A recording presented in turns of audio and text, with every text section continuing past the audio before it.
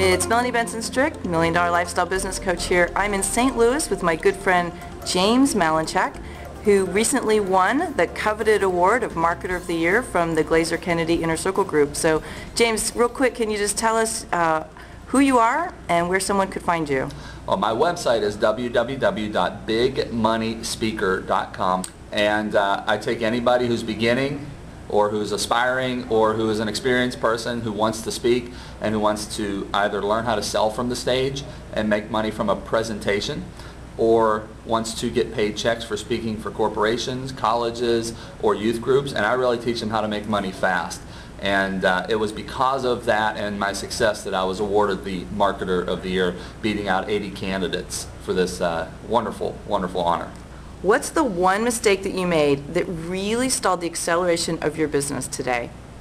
Let's see, I'd say without a doubt that would have to be that I did not get out of my own way. And I thought that I have to be doing everything because it's my business and I've got to have my hand in every cookie jar, so to speak. And I think that we as entrepreneurs, we think that way because we think that nothing will get done the right way if we don't do it. But when you move to where you're thinking like a CEO, which we all have to do, I don't care if you're not even generating any revenue yet, and you just start, you have to be thinking that way. And when we finally get to that place where we move to be thinking like a CEO, somebody who's a CEO is not putting their hand in every cookie jar and they're not doing every little thing. I actually tell you a little story. I went to this guy, I help with a charity in Las Vegas, and we raise money for kids who need food, who don't have any food. And I couldn't get him on the phone because I had this important meeting with him that we were supposed to go get some money from a casino in Vegas. And I couldn't get him on the phone, so I drove down to his offices, and in the back he's got a food warehouse, and I see him in the back and he's in there sweeping floors. And I'm like, what are you doing? So we should be out here raising money. We can pay somebody $10 an hour to sweep the floors.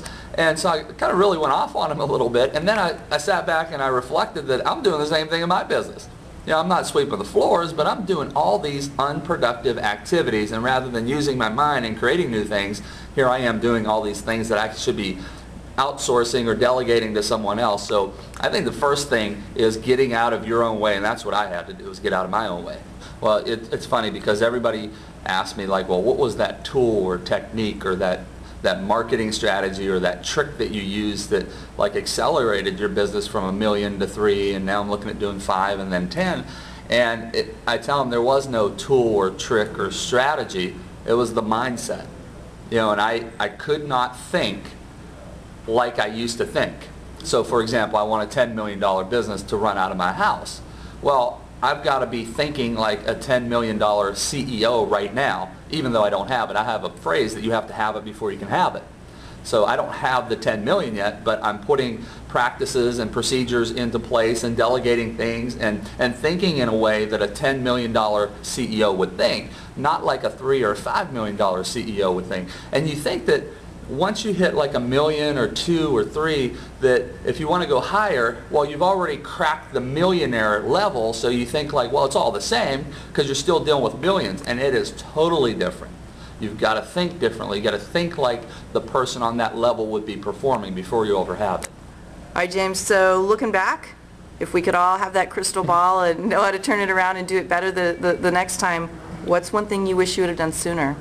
The first thing I would do is go find somebody who knows what the heck they're talking about and get them to coach me and mentor with me.